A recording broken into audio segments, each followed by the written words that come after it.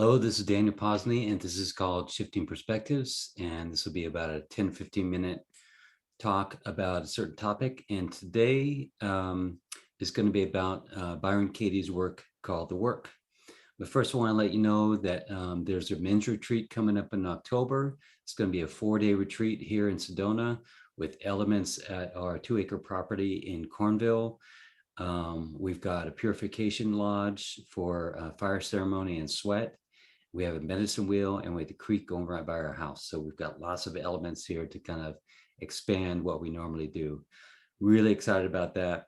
The other thing that's going on is Valerie is still in Costa Rica for another 6 days or so. She's coming off of 21-day water fast, and she's getting refed with coconut water and juice and maybe some watermelon, which is like a spiritual experience after you've gone through something like that, apparently.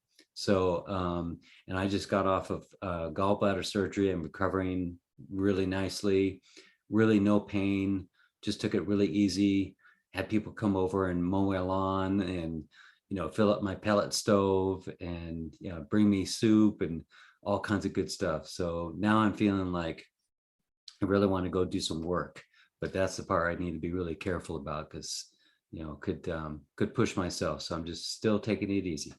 So here we are for talking about the work.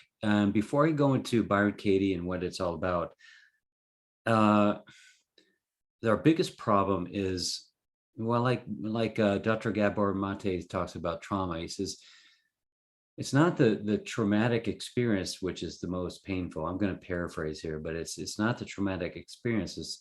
It's actually where we go to after that, what the effect, the negative effects it has on our life after that. If you've ever had a conversation or learned about people that are addicts on the street, on fentanyl or any kind of addictive drug like that, that's their life.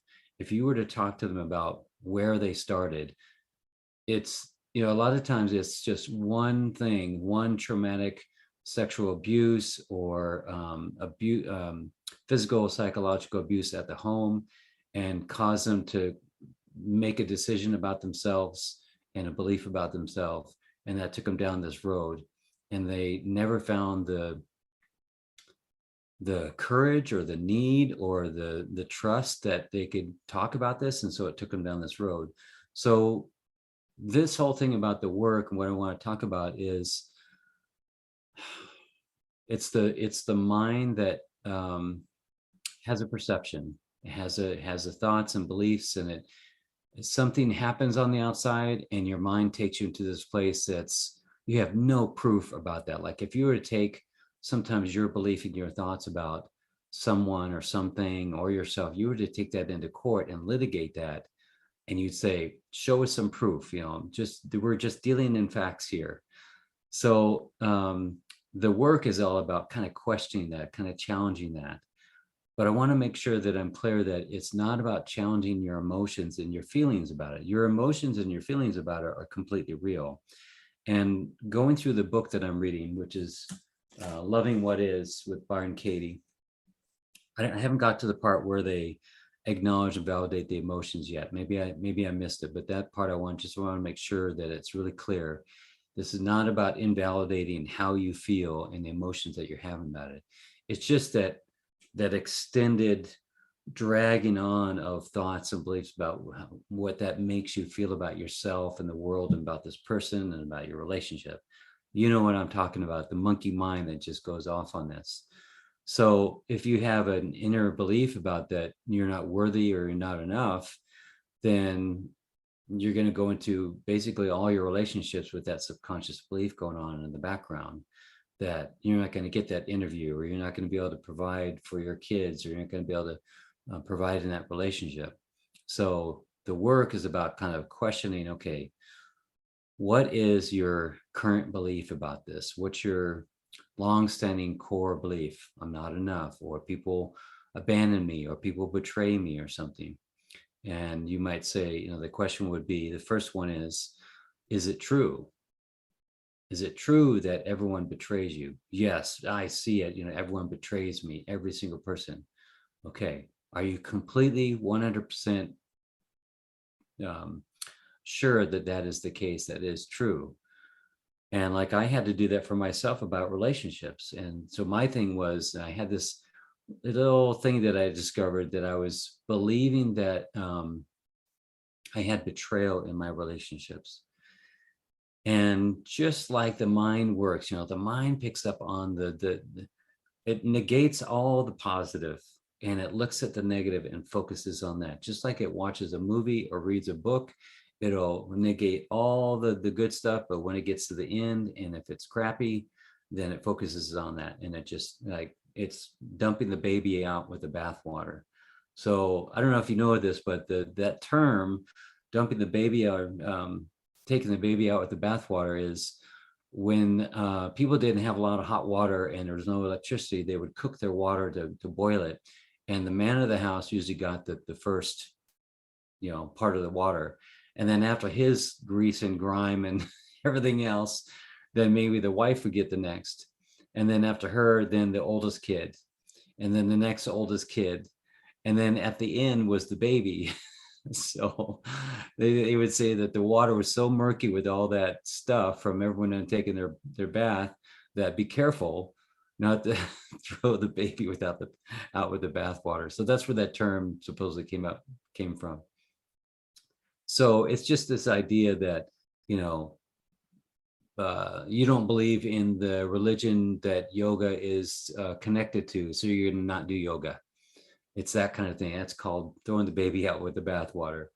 So we're just getting really clear on what the belief is, that if you believe that you have betrayal in all of your relationships or a majority of your relationships, what I needed to do is look at my relationships and kind of, again, like kind of litigate that. Okay, let's look at every single one.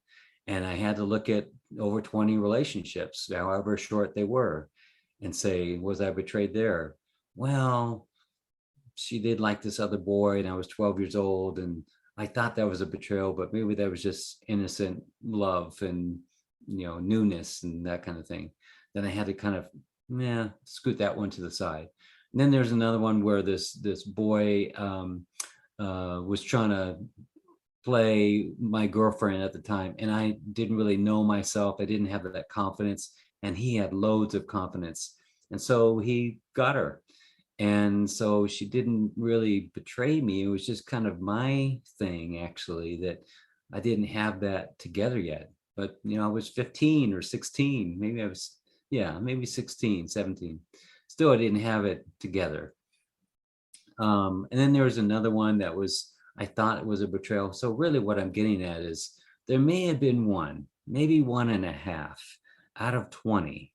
So the feeling of the betrayal was completely real. It really took me down. But if I'm really honest with myself, I was really deeply insecure on so many levels. So of course I'm going to feel betrayal, and things would look like that a lot. But if I really looked at it, then I start to, okay, wait a minute.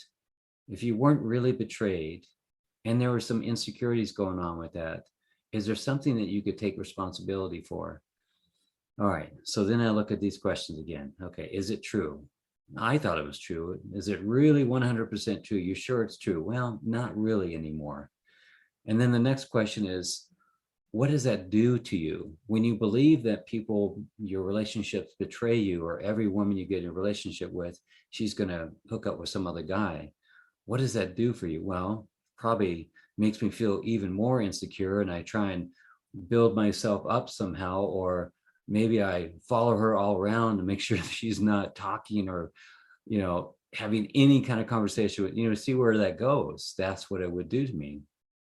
And then the next question, number 4 question, is who would you be? Actually, and I want to say is, who would you need to be? Who would you become without that belief? Wow, that one.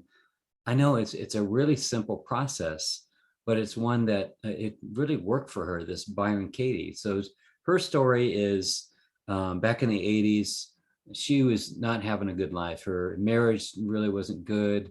She was going through depression. She was going through agoraphobia, which is really not feeling safe in your environment. So all these things were happening, and she kind of checked herself into a place. And then she had a couple weeks at her home to kind of self-reflect.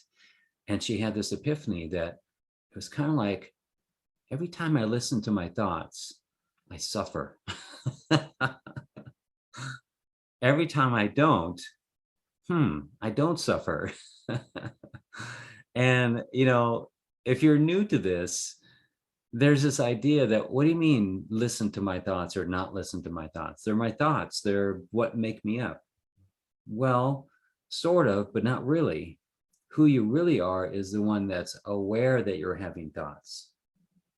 And then you have the thought, and then you latch onto that and you believe it and you follow it down that path. And then that becomes who you are. That becomes your belief and your personality and all that. But before all that, you're this just aware. If you look at the beginning, you're just this awareness, this loving awareness, which I've talked about many times. So if this is new, it's kind of like it may be a little challenging to say, is it really true? And there's this force inside of you that says, yes, damn it, it is true. But the challenge becomes, could you just pull back from that? Could you just imagine that something inside of you is maybe speaking for you? That there's kind of two aspects of you that are trying to get met. That there's the thought and beliefs and the egoic side of you that is always on launching into reaction mode. And then there's this other side of you that really just wants to be loved and to love, just wants to completely open yourself up to there. And so those questions really kind of open that up and kind of ask those questions. Okay, all right, so if that's not really true and it does make you this way, which is not really a happy person, then what would you be if you didn't have that belief that you're not lovable, that you're not enough? And right at this moment, like especially this one about not being enough, right at that moment, there's this, I can feel it. There's this tendency of, I don't really want to not believe that. Or I don't believe that I can not believe that. How does that even happen? I don't believe that I'm enough. And so how can I stop that when those thoughts come up? Well, I know this sounds really simple, oversimplified, but you just choose not to believe it. And it's not about thinking positively, because now you're back in the mind and you're trying to train the mind that is sometimes untrainable. If it's on a track and it believes that, you kind of need to assert yourself that you're not going to make that choice anymore. Like sometimes the choice is, I know I have it, but there's not much I can do about it. So it's just as it is, and that's a choice.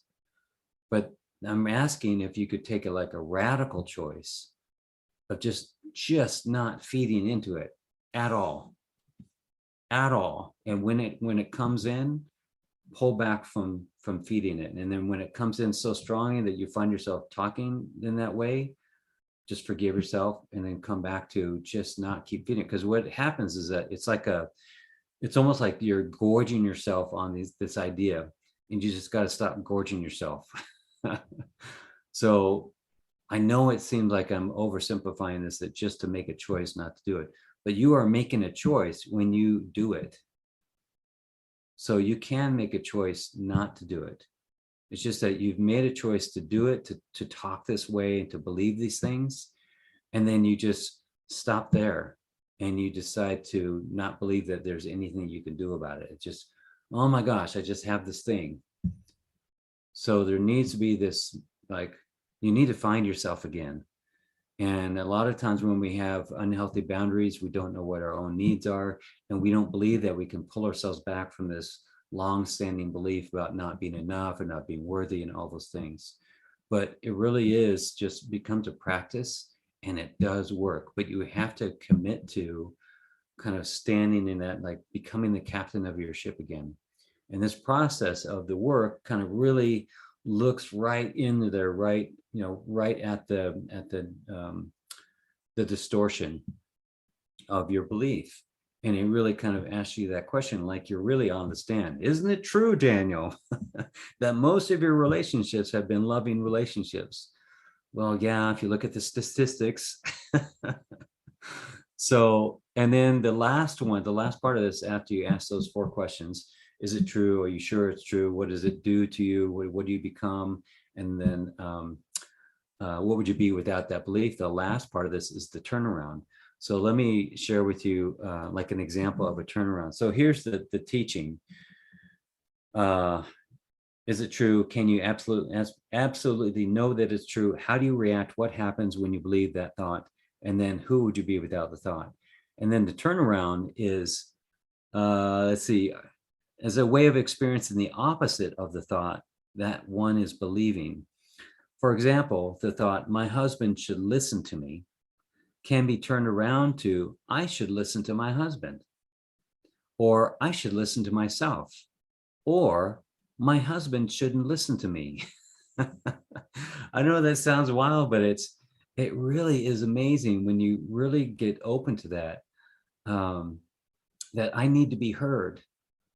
Well, do you hear yourself? When you talk, do you hear yourself and do you have compassion for yourself? When you hear the words that come out of your mouth, do you listen to what you're saying? Do you look deeply into that? Where does that come from?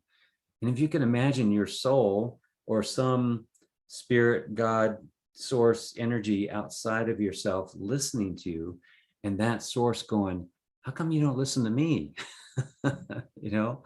So what this is saying is that you can turn it around for whatever you're saying that you need. Maybe that person needs it from you, or maybe you don't really need that. Maybe there's something else that you need. And so it really questions that there is a possibility, a strong possibility that you could turn around that phrase that you end up saying a lot, you know, I'm not lovable. Well, maybe you are lovable, or maybe what you show is not loving sometimes. You know, there's this real kind of honest inquiry going on with what usually comes out of your mouth. So if you want to look at the book and get more in depth with this, is called Loving What Is with Bryon Katie. There we go. I mean, it's super simple. There's only, 4 steps, but she kind of gives all these examples of how you can work it, because part of the work is engaging in the person and doing the dance with the person that relates to them. So it's not quite just a cookie cutter. It's about really listening to the person. And, what my purpose or what my role would be is to go into the feelings of it, go to the emotions of, yeah, okay, it's true that it's not true, but we're still left with this thing that you feel like shit. You still feel unloved. So there's still that part of it to work on. That's all I got. I hope you're doing well, and I hope you feel blessed and loved. Thank you so much, and we'll see you next time.